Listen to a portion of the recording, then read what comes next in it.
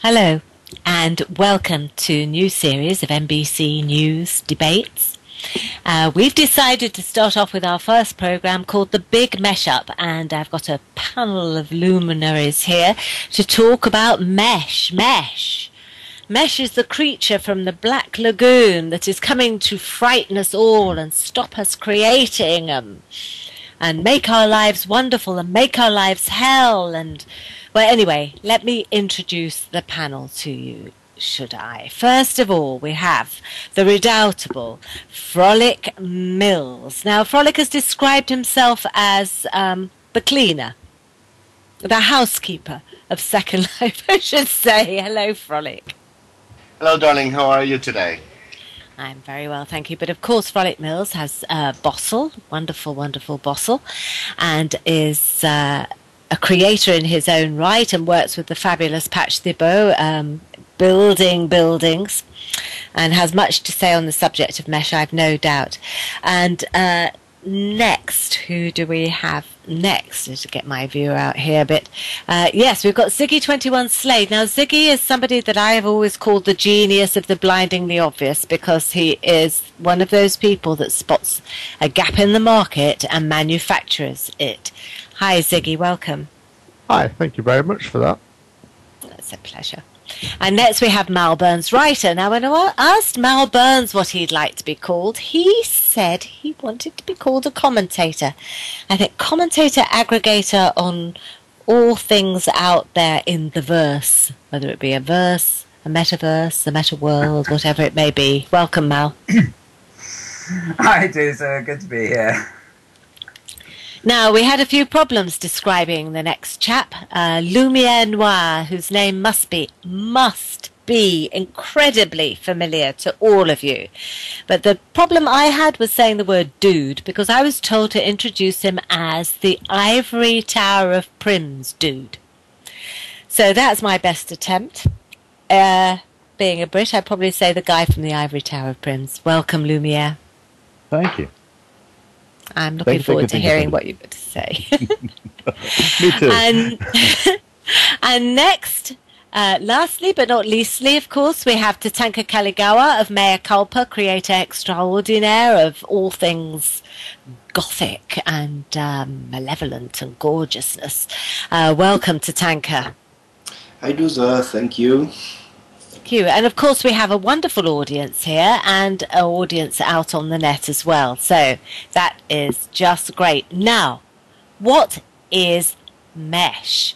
Well, I know there are going to be quite a few people who know exactly what mesh is, right? For those who don't know what mesh is, it's being built up into something very fearful.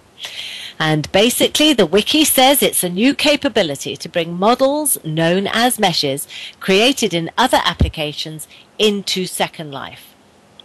Now, I know that there's been the mesh beta on the Aditi grid, and if you've downloaded your Second Life beta viewer in order to get in there, go in and have a look, because there's some amazing stuff being happening. But mesh is going to be arriving. They keep saying the summer, but I'm also hearing July and August. So, Lumiere, it's over to you, really. You brought us the Ivory Tower of Prims. You built this wonderful setting that we're actually sitting in right now on Metaverse Island. All of this was Prims. Now, what are you feeling about mesh? Well, I'm ambivalent about it in some ways. Personally, I'm looking forward to playing with it quite a bit. It's exciting. Oh, no sound on me. I don't know what to do. Sorry. Should I just go on? I see you. I see you. Yeah. I see okay. you. Okay. You're absolutely fine. You're absolutely fine. Okay. Yeah. Okay. Thank you. I'm looking forward to playing with it, but at the same time, I'm afraid it's going to further divide the haves from the have-nots in Second Life. I think that there's still going to be a role for prims once mesh is implemented, but yeah, it's going to be a new world, a new virtual world after this. Have I said enough? I don't think so. Well, I think we've got plenty of time in which you to say something. So, I mean, you've opened out that debate. Let me bring in Frolic in that case. Hello. All right. Well, I have, I don't know how to make anything. So my point of view is from someone who loves to be hanging out on a virtual platform. I have been everywhere. Second Life is my passion, of course, but I also play World of Warcraft, and I play Rift, and I've been in every single Aeon. Those are my favorite games, and I know what is possible with mesh, and all of these games that I just mentioned were built on mesh. So when I see the capability and the incredible things that are available or could be available to all of us in Second Life, from taking in consideration these other worlds that I just mentioned, I'm very excited as a user point of view. You see, no, I don't intend to ever learn how to create any of these things. I don't have the time. But will I enjoy the work being made on mesh? Oh, absolutely. I am totally looking forward. Now, if I may, I took the time to do what I do best, which is ask questions. And I asked, for example, Jessica Lyon what her opinion about mesh. And if you don't mind, Dousa, I would love to share that with everybody here. Yeah, go ahead. Of course, Jessica Lyon is the creator of Phoenix and Firestorm. And I think her opinion is very much so important to hear. I asked her, what do you think about mesh? Are you pro, con, and why? And she said, Frolic, I am 50-50 on it. I think, and I quote literally, I think it has potential to do wonders to improve the user experience with more realistic content. However, I don't agree with how Linden Labs is calculating cost, and I fear they are going to botch it to the point where no one will want to use it. And then I said, what will be the cost of to upload mesh? And then she said, not so much the cost to upload as the prim cost they are assigning to it. Example, a sculpt object is 1 prim. And then she goes, a mesh object is also 1 prim, but Linden Labs will assign it, say, for example, 20 prims in cost. So although it's only 1 prim, it has the equivalent prim usage on your parcel region as 20 prims. I don't think, she continues, I don't think the current calculations they're using are fair. One can make the same object look just about as good with, say, 5 or 10 sculpts. So why then use the mesh, she says.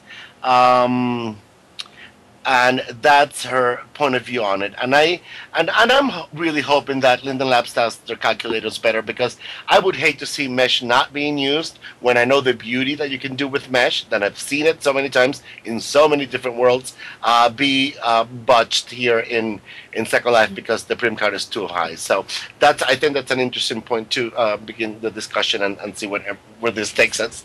Thank you, Dousa. Thank you, Frolic. Well, that does raise a lot of questions that I've heard around the platform, actually. Ziggy, you're a creator here, and I know that you've worked in sculptors a lot. It seems to me just to take up that point of Frolic's, it seems to me pointless, therefore. What is the advantage of having mesh over 20 prims, for example? Well, I think in that circumstance, there isn't really what, because... mesh is effectively a more detailed sculpty. So if you use more sculpties, you can get more detail and you can achieve really the same result. So I would say that there isn't. I think for me personally, mesh isn't a massive issue, because most of the things that I sell are not... I have done some work in sculpties, but most of the time when I'm using sculptors, it's because I'm trying to create something with one prim or with very few prims. So I think those things will still be useful in their current form. And then a lot of the other things I sell are just prim-based things and won't really be improved by mesh. So, I mean, there will be some things that I sell that you know, over time I will improve. But you know, for me, I'm not in big fear of it because it probably isn't going to have a profound effect on the sort of things that I sell and you know, how useful they are in the world at the moment. But I think if I was an architect, you know, if you know, I had a large range of buildings or properties, then, you know, maybe I would be a little bit worried. But at the same time, I would also be perhaps excited by, you know, the new opportunities that it offers. You know, I always think with Second Life that, you know, every so often there is one of these radical changes is thrust upon us, and you know, there's always a bit of an outcry, but you know, this is the nature of the world we inhabit. You know, it is at the cutting edge, and you know, consequently, we have to expect, you know, regular radical change. And when it happens, you know, if you're in the marketplace here, it's a question of adapt or die. You know, that there is no other choice. You've just got to knuckle down and get on with it, and it's. You know, it was the same when they changed search. It was the same when they did the marketplace. It was the same when they introduced sculpties.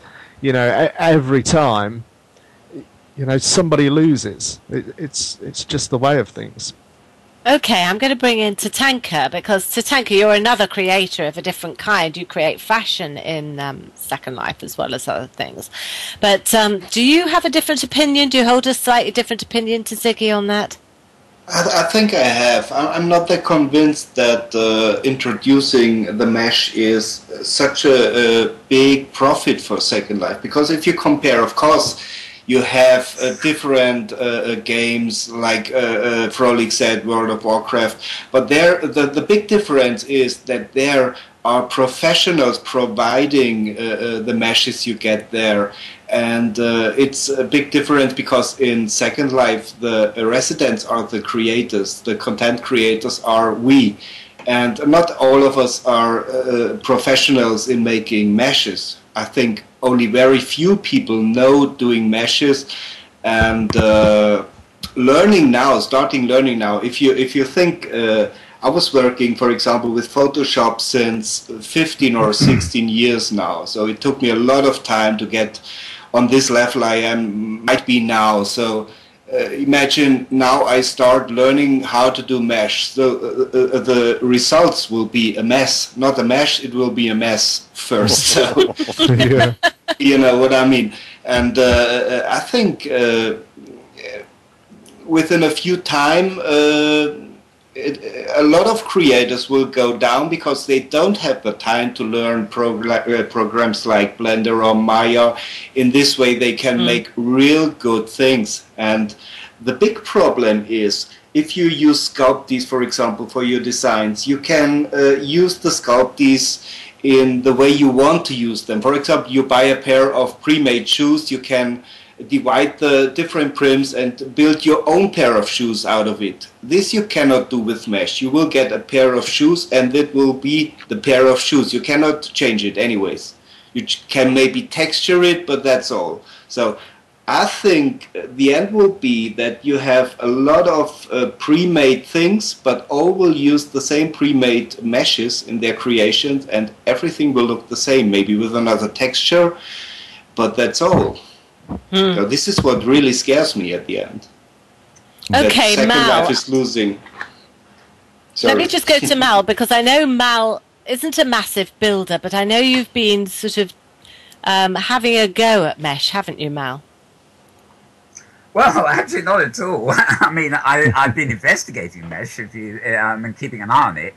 I mean, it's hard to know where to start here. As a commentator, I'm sort of fairly neutral on it.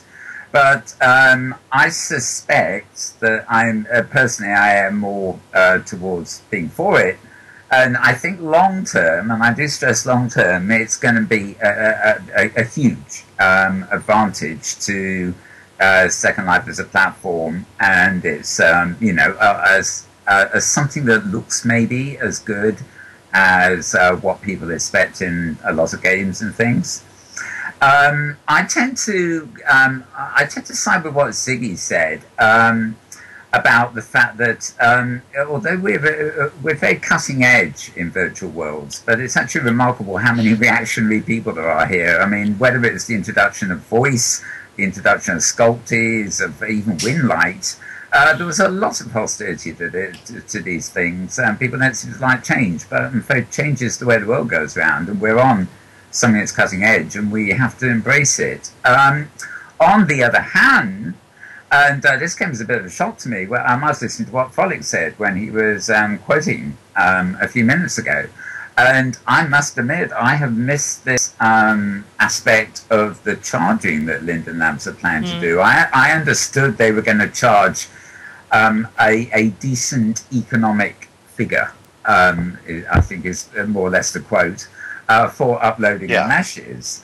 In other words, we expect them maybe to be 100 lindens instead of a measly 10 lindens. But I didn't realize that they're going to count meshes as so many prims, because to me the logic of that is absurd, because you might import a mesh that is just going to be one prim and really is no heavier than one normal prim, maybe just more elaborate.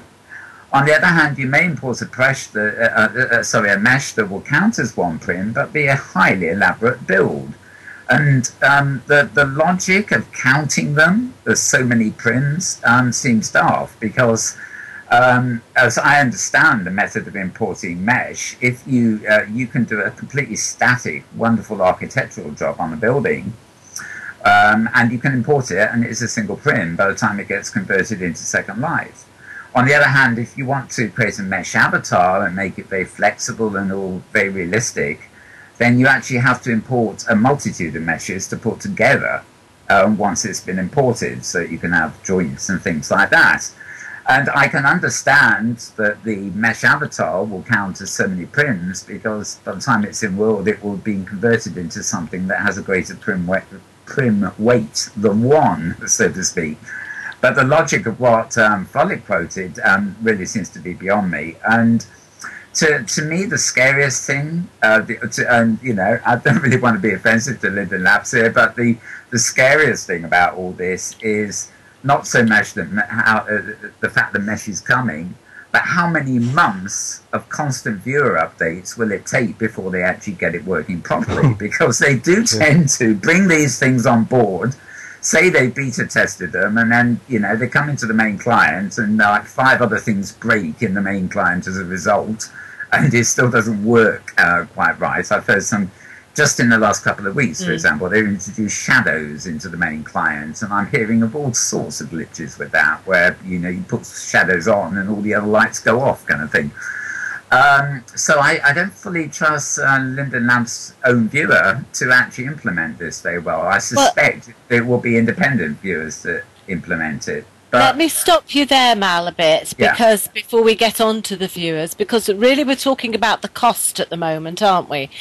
Lumiere. Oh, sorry. Yeah, sorry, I was just going to bring Lumiere in because he's been quiet since we started, and I want to hear his voice. Just to remind you to put your in-world voice on Lumiere, if you would, as well. I just want to ask you about this thing of change. What is going to happen? What is going to happen with the change? I mean, you built the Ivory Tower of Prims. I know that you are a fierce advocate of education within, of educating everyone to be able to build, to allow them to build or do anything in Second Life. I mean, is that area going to be neglected now? No, I'll put in all that I can. But seriously, if you're going to work in mesh, you're going to need to learn how to use a 3D modeler. And that can be pretty daunting for a lot of people. Personally, I've knuckled down and I've learned Google SketchUp. And it took me about a week. And I think you could have good mastery over it in about a month or two. That's not counting texturing. It doesn't do texturing any better than Second Life does, really. But what's great about Google SketchUp is it's a good stepping stone to something like Blender or Maya. And SketchUp's a great deal of fun, and I think you'll find that it will make a lot of shapes that are not very possible with prims. It might take you 20 or 30 prims to get a good vaulted arch, or get a good ribbed vault. But you could get it in maybe 5 or 6 in with a mesh. And you can texture, but that's just the thing. Texturing these things is going to be an art into itself. You have to learn how to unwrap the UVWs, and you need to process that in GIMP or Photoshop, and if you don't already know those programs, you've got to do those too. So pretty much what I'll do in the Ivory Tower is I'll give a lot of links. I don't think I'll give so many lessons on how to do these things. I'll just give you a lot of links because there are so many tutorials available on YouTube and different places. And that's another point. Since we're going to be able to import mesh, it doesn't really matter where the mesh comes from. If you made it yourself or if you get it from one of the many libraries that are on the web, like Google has Warehouse and Google Warehouse, and it's huge. It's a lot of models people have uploaded for free using Google SketchUp, and by the way, SketchUp directly outputs into the mesh format that Second Life will be using, and it does a great job. I've used it. It's a lot of fun in the mesh beta. But you could go to TurboSquid. You can pay maybe $20 or $30, download a model, and upload it here in Second Life and sell it, and it'd be pretty professionally done. Go ahead. So, I suspect in some ways we might be underestimating Second Life creators because I scan a lot of fashionista blogs, I call them, and look at all the costumes and everything else. And a lot of these people who we think of as manipulating prims in Second Life are very experienced Photoshop users. People are not actually that averse to using offline software. And as you say, Google Warehouse and Blender, indeed, are both free pieces of software, so it's not as though they're going to have to pay a fortune to access them, and they do mayor, I'm sure. But and it has to be said, I worked in a school for a while, a secondary school, and SketchUp was a standard install on the PCs that the kids use. So okay, that perhaps some of those kids have only just got to Second Life, but these things are more. I mean, I think a lot more people are familiar with Photoshop now, and in fact, just the way Photoshop has become a word in our language, it's become a verb almost.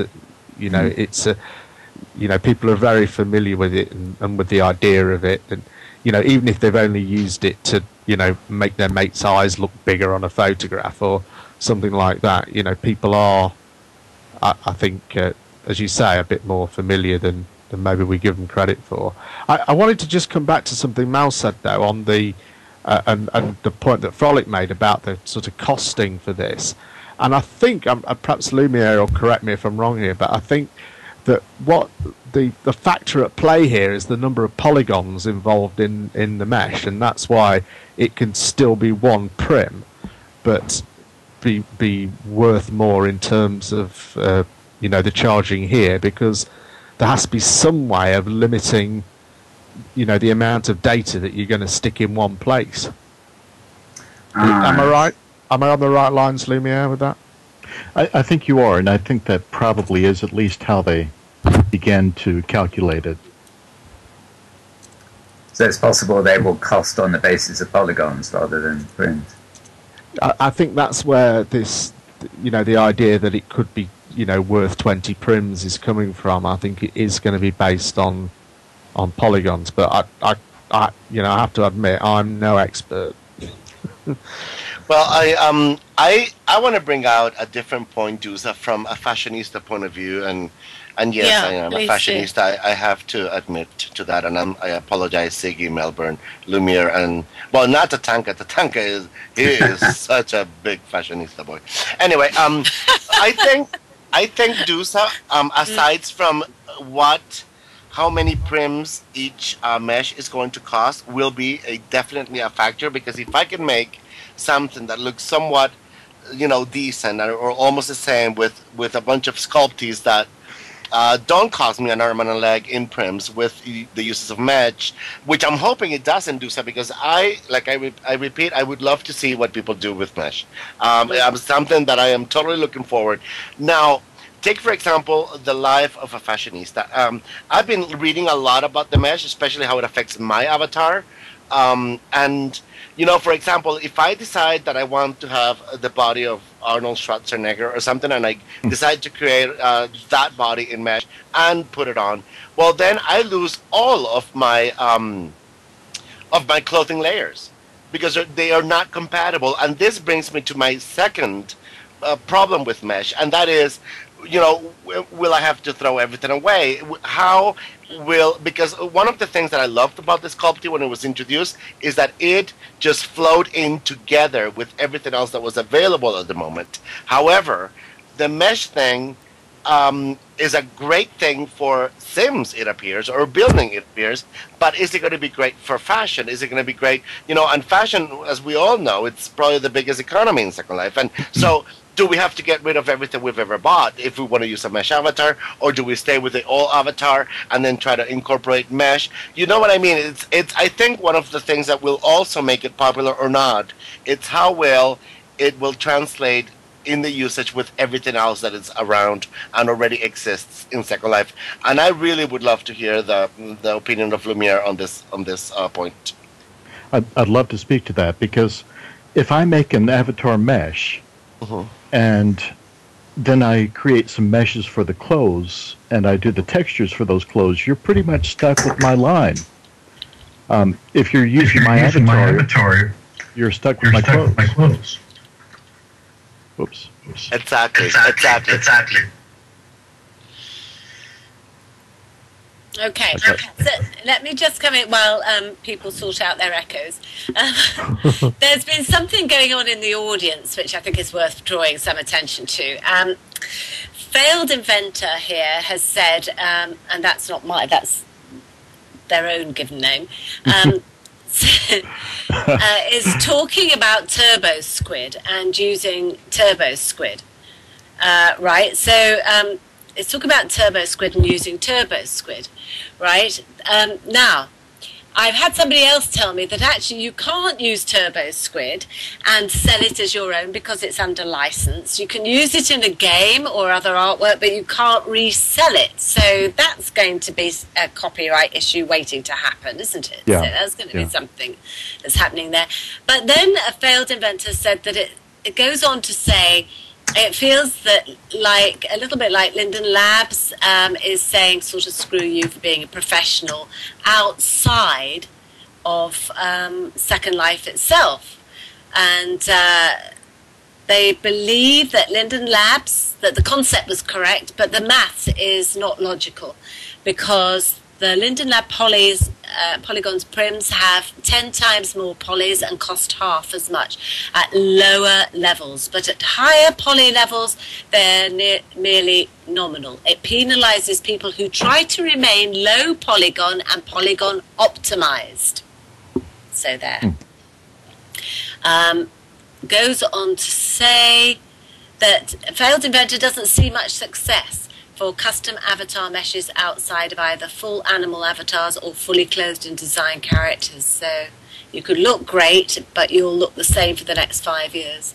And that brings us back to this interaction, doesn't it, between the resident and their personal appearance and their ability to change things. Yeah, well, and that's the main concern, Dousa, because I feel like, if it works great with, I mean, we walk on mesh. Just, the floor of Second Life is already a mesh. So it's not like it's going to be mesh for the first time ever. You understand? So we've had it all along. Now we're going to be able to create content. And, and I like to, Eliza Wirewright, who is here, she's the owner of Patreon, and she's one of the most talented artists in Second Life. I love her work, and I'm very happy that you're here, Eliza.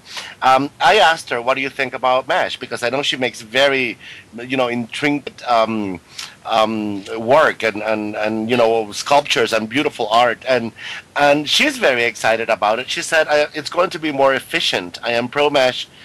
It will provide me with better ways to articulate my designs. The software is more intuitive. I'll be able to create far more complex works, and I find that rather exciting, actually. I'm really unconcerned about competition. My designs are my own. It's just another great tool. Won't circumvent me using old school techniques. Everything has its place." And I thank you for that, Eliza, because I think that's exactly the way we should all probably look into the Mesh thing. It's like content creators who are, the sole responsible people of making this world of ours beautiful, and exciting and interesting to watch and to observe, and that's certainly something to have a trained eye for, because it's what I do every day for the past 4 years. It's just look at content creator, and so to have that from her, I think it's great example of what is possible with Mesh. You can increase creativity, you can increase how effective and beautiful and exciting something is. Then I am all for it, Dousa. You understand? Now how it all relates to what we already have may be the problem, and I hope it has, maybe Linden Labs will come out with very clear things. Leave your avatar alone. Just play with this with building or creations or art or this or that. But so this is what I'm trying to really understand, because I don't know if I should change the clothes, if I should maybe leave the avatar alone, and then like Eliza said, wear something beautiful created of Mesh. I don't know. So and I know personal appearance is very important, not only to fashionistas but to the foxes, to the to the I don't know, everyone who plays. To the Dousas. Yeah, to the Dousas, to the role players, to the gothic people. I mean, everybody wants to look, they're very fierce at whatever it is that they're doing, Anyway, I'll shut up now. Just go ahead. So does this mean I am going to have to go and build my own avatar, gentlemen? Is that the case? Because nobody's going to actually do the avatar for me, are they, that I'm going to want? Well, you might have to commission someone to create such a work of art, Dousa. So that's being sarcastic. That shut everybody up, didn't it? I can see. Okay. But I think I can imagine it's going to end. It's going to happen really, perhaps like Sculpties did, in that when they first got here, they were bananas and rocks, and that was really all they did. And then after a little while, as time went on, people got more and more skilled with them, and now we see all sorts of things that come from Sculpties. All the trees that you look at these days, where it used to be several prims with a tree texture stuck on it, that we used to sort of put round in a circle, nowadays that's done with a Sculpty and it saves prims. And, I think it'll be the same with Mesh. Over time, people will find new uses for it, new markets for it, new things will will pop up, and it'll be interesting. Okay, so, all right, let's talk about the viewer that Malburns was talking about earlier. The viewer is the 1.23 Second Life viewer. You're not going to be able to see Mesh on, are you? You're just going to have a sort of series of triangles, apparently. Presumably the viewer 2, you can see it because they're developing the viewer 2, Linden Labs are, whereas they've actually stopped developing the 1.23 as far as I understand it. So therefore, people are going to be reliant on viewer 2 for Linden Labs, or third-party viewers enhancing their own viewers. Is that the case, Mal? Well, it may be. Put it this way, I think this is very related to the issue at hand, and that is that the latest version of OpenSim, which of course is a sort of underlying engine behind Open Simulator platforms, which are sort of based on Second Life, has actually brought mesh in too, and I can't speak firsthand of this, but I gather that there are tools using the version 1 style viewers that allow you to view this mesh. So it may be that they can implement it in such a way that older viewers will be able to see it. Although from what I've heard so far, and snapshots and things, it looks an ungodly mess if you're not set to view mesh. But play on words there. But it actually raises something I think I'd just like to mention before we go specifically onto viewers, and that is that I think it's becoming increasingly apparent, but probably to Linden Lab and to a lot of people working with virtual worlds, that there are lots of other places these days you can go. You've got similar things to Second Life, like in Worlds. You've got various other grids and things. Who are obviously equally interested in mesh. But I think we're beginning, or we will begin to see, a move where a lot of Second Life creators, for their own benefit, will actually want to start authoring offline. Because although the tools in Second Life are absolutely wonderful to do things with, Second Life is a walled garden. You're not allowed to export things. You can't even give export permissions. And it would make much more sense, even for somebody just designing a dress, to do so offline and then import it into Second Life, but also have the freedom to import it into any other platform where they want to sell it. Now, whether that is done on an open sim with using Prim tools, or whether it is done with new mesh tools, is a separate issue. Maybe it's just a quality decision and the cost of doing it. But I think there will be a move to a lot more offline authoring, and I suspect Linden Labs have that in the back of their mind when they're making arrangements for importing things. Okay, I'm going to take that to Lumiere, because we'll forget the viewer thing for now, then and maybe come back to it later, Mal. Lumiere, this comes back again to my mind to the idea of education or mentoring, and in this sense. Frolic was talking earlier about how his collaboration with Patch Thibault. How are people going to collaborate if everything is taking place offline? Maybe something in the way that musicians do these days. You know, you need a bass guitar. You send off to somebody in Indonesia. You play a gig and you play your part. You send it to them, and they put their part on your file. You know. You just keep looping each other's parts into the finished product. And I can see that happening pretty readily. You do a mesh, and maybe you've got somebody in Brazil who's going to do the texturing of the mesh for you. Or maybe they're more skillful at some other part. I can easily see this being a collaborative thing, really. But it's going to take it, I mean, one of the things that the platform is sold on, and I think you'll probably all agree with this, is the fact that you're immersed, that it takes you into a collaborative state, which is one step further than it being in a normal webcast or sharing a screen or whatever, right? Mm. And yet, this is going to take us back to that, isn't it? I don't know. Do people really collaborate so much when they build these days? Yeah, I agree with him. I don't think they do right now. As someone who's put 450 products onto the market, I can tell you it's a very, very lonely process.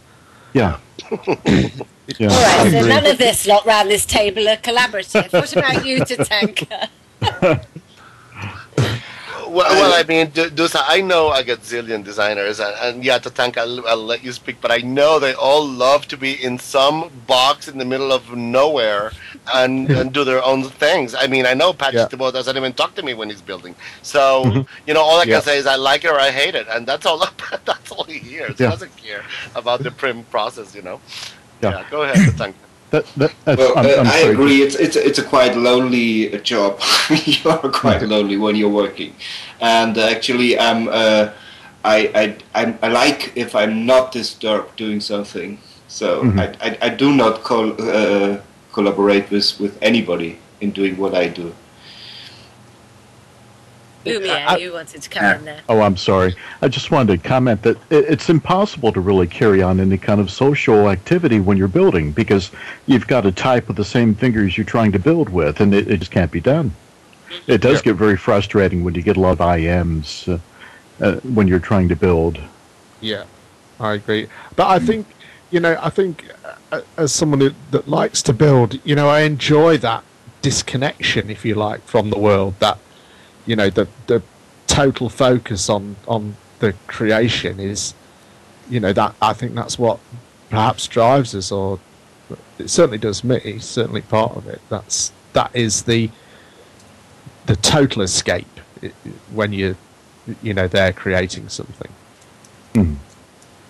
And even so you've got greater absolute focus on what you're doing, an even greater escape than just being in Second Life is from real life, if you know what I mean. Third Life. I think it's very much degree. I think it's very much degrees of things. I'm a great promoter of Second Life and its ilk as collaborative platforms, but collaboration is really about teamwork, and members of teams go off and do their own thing and then bring their product or their art to the table. It's certainly if you do your job properly, you need your own space to do it in. Well, even if you don't do your job properly, you need your own space to do it. Well, it's yes. when you bring it back to the table, Even more so. It's when you bring it back to the table that it all starts becoming a bit of a problem, isn't it? Okay, so, I don't know. I'm hearing a lot of positivity about Mesh here. It's not that I disagree with you or anything. I'm not here to have an opinion in a way. But is there a con? I don't mean a con, a fraud. Is there a downside? What are the downsides? Let's have a look at the downsides. We've done the pros. Tatanka. I'm the one for the downsides. Yes.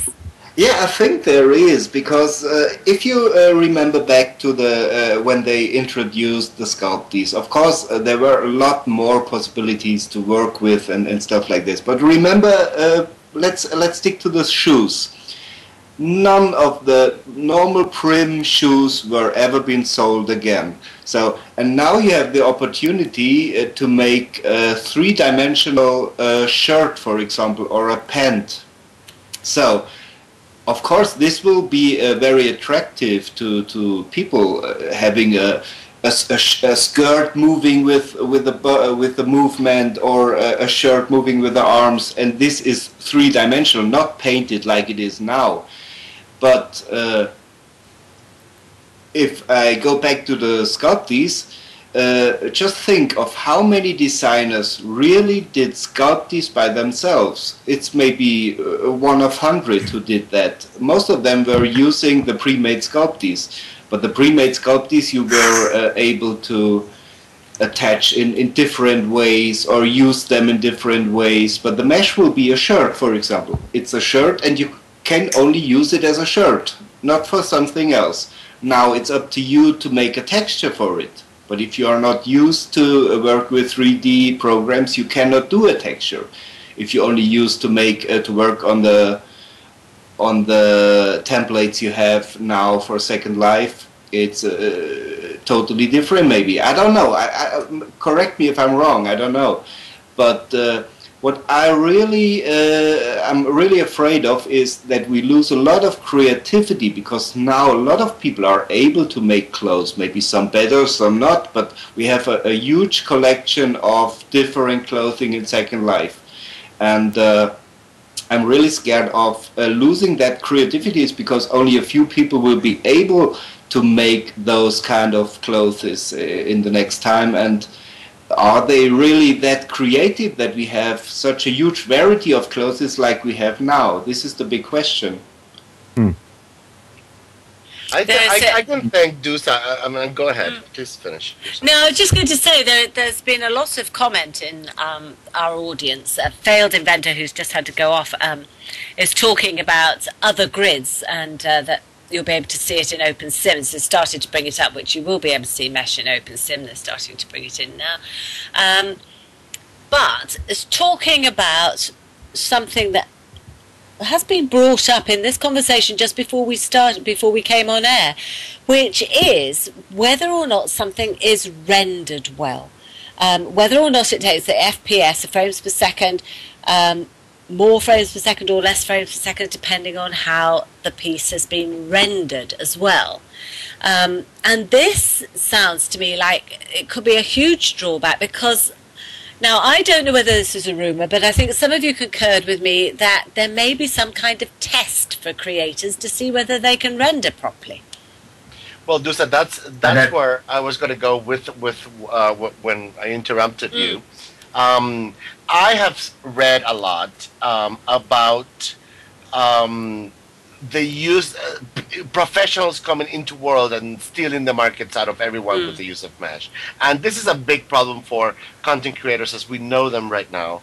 Now, I have that's one of the con sites that I wanted to discuss. Is we're talking con sites. You see, there are so many professional people that are already using mesh. Now, the question is, will professionals actually come into Second Life and try to take over? That we don't know, because are they going to make enough money to actually be worth their time? We don't know. However, and that's the problem with Second Life, Dousa, and not only with mesh. I think with everything, the learning curve of Second Life is so high. You know that for you to learn even how to make a little hut or a rhubarb pie, you know, you have to learn Photoshop, and you need to learn how to model this, and you need to know how to curve and cut the prims, and you need to know how to, you know, do all kinds of crap. You understand? So, and now with mesh, it intensifies the competition, because some people, like Tatanka was saying, are more pros than other. I mean, I made a hideous collection one, and I know Mimi remembers that. She wanted my hideous collection. I mean, yeah, if you actually look at it on YouTube, it's there. The Frolic Mills hideous collection. And I made this collection of clothes that was absolutely horrendous, just because I wanted to be a designer for a day. And, you know, and I did it, Dousa. I did it. And I made a fashion show, and I invited everybody, and everybody clapped, and yeah, I felt famous for a day. Anyway, so yeah, Dousa, I think you're absolutely right. Whether people are going to be proficient enough to know, you know, to do and render all this work in mesh well, it's going to be a definite factor for its success. Because I am personally looking to, you know, to see very beautiful work. But yeah, is it really going to be beautiful if they don't know how to do it well? That's the question, you see. Yeah. There is another factor in all this when it comes to the cons, and as you've mentioned, Dousa, you know, you've asked, is this going to create a divided society, or a divided virtual society, should we say? And that is a lot of people criticize Second Life because its graphics aren't on the par with high-end games and stuff like that, and clearly the introduction of mesh will make it much more on a par with that kind of thing. But one of the wonderful things about Second Life is it is easily accessible to a lot of people, even on fairly low-end systems, without huge high-spec graphic cards. And on the tech side, I know, for example, my NVIDIA card, you have to specify settings for polygon rendering and stuff like that. I actually do worry that the introduction mesh, whatever the state of the viewer you view it in, will actually have higher graphics requirements, and actually mean that people with low-spec systems, yet again, will be behind the... behind, and they won't have the kit to actually access it all. Lumiere, can you comment on that? I think that's a wonderful point. I think that's very true. I know over the course of my life in Second Life that I've gone through a lot of computers, and I know that the one I started out with, I guess maybe about 2006, 2007, there was just no way it could handle how Second Life had changed, and I think that's a brilliant point. And as many of you have said, I think it's going to further divide the haves and have-nots, mesh will, because the skills required are fairly high to produce good ones. And people who have a lot of acclaim as prim builders are going to find that people who are mesh builders are getting all that acclaim in the future. Oh boy. Ah. It's gone very quiet now, hasn't it, Ziggy? Come on. Somebody said something about bye-bye laptop users, and I beg to differ. I am on an Alienware super machine that can kick anybody's butt, so stop it. Don't say that. Yeah, well, my laptop is as well, but I bought my laptop specifically to run Second Life when I'm on the move, because I have to do that. But there are people who can't, you know, I mean, Foxy's talking about a 512 NVIDIA card, which is overworked right now. You know, I have a mega big card. Yeah, Alienware, I recommend it. I mean, I'm not they don't give me a commission, but yeah, Alienware is huge on mesh, and it's specifically designed for gamers. So if you want to go the laptop way, like I always do, I highly recommend that laptop. Anyway. And you can send the check to me first. I'll take the commission out and then pass it on to Frolic. Thank you very much. All the money goes to Dousa Dragonash. She will purchase this, and yeah, it's a $500 commission, I believe, Dousa. Yeah, I think so. Okay. Hey, Ziggy, talk to us of high end. Well, I think, as has been said, I think, you know, this is the fear that, you know, I think one of the joys for me first coming into Second Life was just being able to click on the ground and make something. Mm-hmm. And, you know, if you're surrounded by stuff that's of a much higher detail and standard, you know, there's the joy in doing that won't be the same. And it has to be said that, you know, learning a 3D program, SketchUp, you know, is great and it is quite easy to get to grips with. Blender, which is another, you know, powerful 3D package that's free, but what a nightmare! Oh yeah, to learn. Oh my God, you almost have to relearn to use a PC to learn to use it.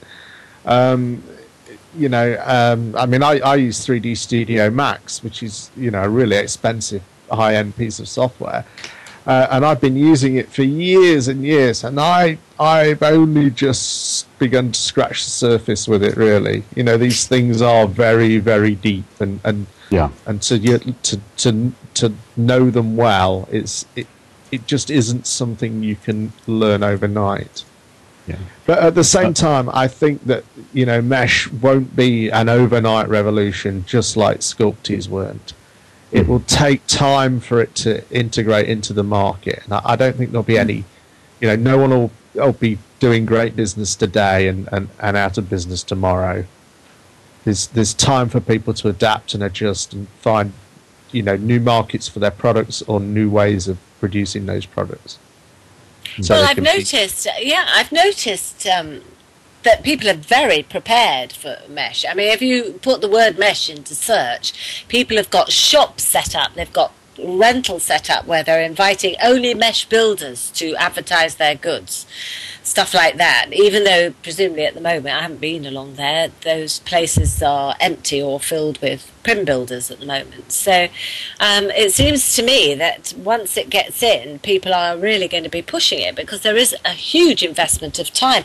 I'm going to turn to the audience now, and I'm going to say, because I know there are some Blender boys out there, and I don't know, whoever, if they've got any recommendations as to where a beginner might start. Would it be Blender? Would it be, what was it, Studio? SketchUp was the one. SketchUp was the other one. What was the one you were using, Ziggy, that you've spent 30 years learning? 3D Studio Max. I would say that's definitely not a starting point, I would say. No. I've noticed that there are groups that have... yeah, SketchUp is easier, I'm hearing, but Blender... Blender, we've got Leanima in the audience, who is just a Blender devotee, I believe. Some people absolutely love it and are great fans of it, and it does have an almost cult following. But you know, there's an awful lot of people that absolutely hate it. Well, there is something that did come up earlier, isn't there, Ziggy, that you brought up. I can't remember whether it was when we started this discussion, or in fact whether it was just before, which is about animating meshes. So I'm going to turn to Leanima in our audience and say, can you animate a mesh? Oh, apparently Photoshop's got 3D option 2. I'm being IM'd here. Oh, that's true, actually. Yeah, man. So all right. So I'm going to throw that out to the audience. How do you animate meshes? Okay, and Eliza is asking for feedback on anyone using ZBrush. I'm assuming that's how you pronounce it. Uh-huh. Okay, Lumiere, you were going to come in here. Oh, sorry, I was actually typing to Eliza. I use ZBrush or ZBrush, and I don't think it puts out directly to Coda, which is I think that's a pronunciation of the Second Life mesh format. But you can use something intermediate. A Mesh Lab, I think, will make a translation. It's a free open source program called Mesh Lab. I was just thinking there are lots of sort of. I'm a big fan of like little widget programs that do specific tasks and just function on those alone. And you know, since Second Life's been around, you've had special desktop programs that guide you through scripting for Second Life. You've got things like ZBrush, and I would suspect that when Mesh is in here, we'll start seeing people that develop a one-stop program that will maybe convert a warehouse object into a Second Life object without, you know, having to launch a whole interface like Blender. These things just tend to happen when the pathway is there. That somebody will think of the opportunity and bring out a program, I suspect. Okay, well, I've got no answer yet on the animation of meshes, but I am hopeful that I can get an answer for you before we finish. But actually, we are coming up towards the end. So, Frolic, what were you going to say? Oh, that I know how to make chocolate shakes on my blender. That's all I know how to make. and I do whip some cream on top, so there. The answer generally is yes, you can animate meshes. I suspect that answer could get much longer, Ziggy. Yeah. Yeah. Oh, I see. That's the reason Second Life has chosen Collada as the mesh form. Yeah. So that's what I'm being informed. So you can I was rest saying it easy on incorrectly. that. Well, not necessarily. Remember, I'm a dude as opposed to dude. Okay. All right, guys. I'd like you to sort of summon your summary skills and just take us towards the end. So I'm going to take you to I'm going to take it from Tatanka first. Pardon? I'm not sure what the question was. I was hoping to pick it up as we went along. Okay, well, we'll start this end then. Frolic, just to summarise what you think is going to happen, really, or your feelings about it. Dousa, I hope that Little Lab doesn't butcher it. I hope that the cost of prims is effective and logical and, you know, to our advantage, not to them, you know. I hope that we will see a great improvement of content creation as we know it. I hope that we can view this world in a different light and you know, I mean, Dousa, the only reason we all stay around is because there is something new to explore. There's something new to learn. There's something beautiful new to look at, and that's certainly what keeps me going in what I do in Second Life, which is, you know, my magazine and the shows and the things that I like to produce. So to me, I am all for it. I hope that we come to terms with it. I hope that we can bring some extra beauty to this world, and I'm looking forward to it. So I hope it can happen. Thank you, Frolic. Let's move on to Ziggy. Well, my hopes are simpler than Frolic's. I hope we all make a lot of money. Oh my God. Okay, I'm going to add you to my friends list, Ziggy, just in case you do. There you go. Thank you. Malburns. Oh dear. On the positive side, you know, I'm optimistic that it will work out. I think the transition will be longer than we predict.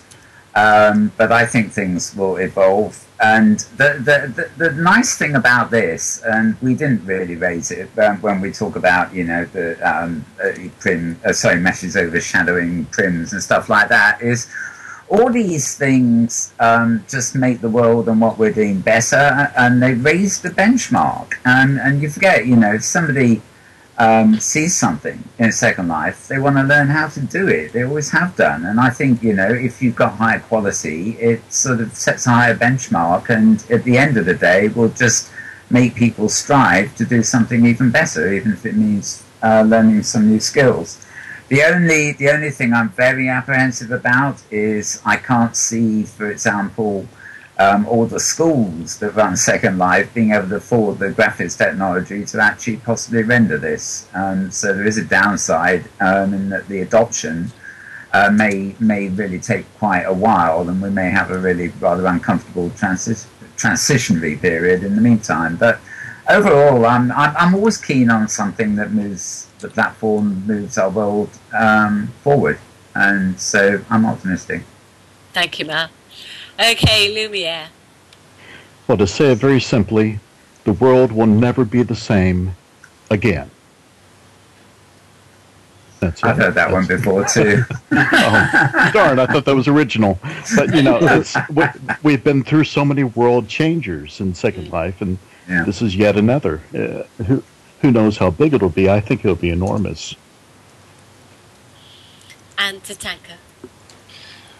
Well, I hope that it will not be a kick-ass for all the people who built up Second Life like it is now, and some professionals, 3D professionals, taking over the whole economy in Second Life. So I try to think positive. Let's say it like this. Okay. So there you have it, folks. There's still lots of strong pros and some apprehension, and I think maybe the fear has dissipated during this debate. For me, yes, I think it will make huge changes. Do we want to look like everybody else? But was ever thus, 'twas ever thus, and it is cutting edge, and it will take some transition time. So there we are. You can animate meshes, and I can tell you how if you want to ask me later. And that's all we have time for MBC News Debate. We are going to be doing these on a monthly business, so stay tuned, folks. It'll be the last Tuesday in the month, generally speaking. So take care, and thank you, gentlemen, for joining us tonight. It's been really interesting listening. Thank you. Thank you. Thank you. And thank you very much to our audience, all of whom were energetically debating. So take care, everyone. Take care, and we'll see you soon. Bye-bye.